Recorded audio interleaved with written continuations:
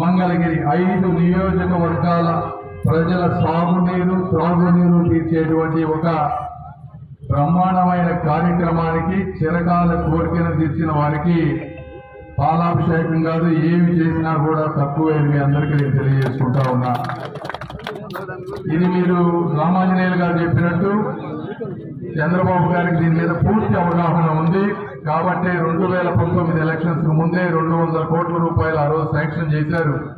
వచ్చిన తర్వాత జగన్మోహన్ రెడ్డి గారు వైసీపీ ప్రభుత్వం దీన్ని పక్కన పడేసింది పూర్తిగా.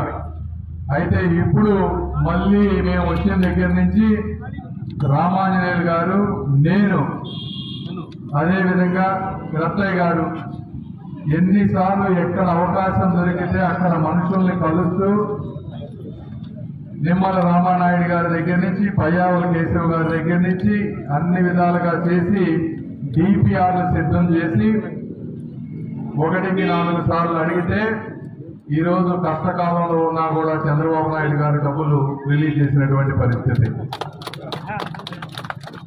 ఇది 5 సంవత్సరాల క్రితం చేస్తుంటే 200 కోట్ల రూపాయలు అయిపోయేది.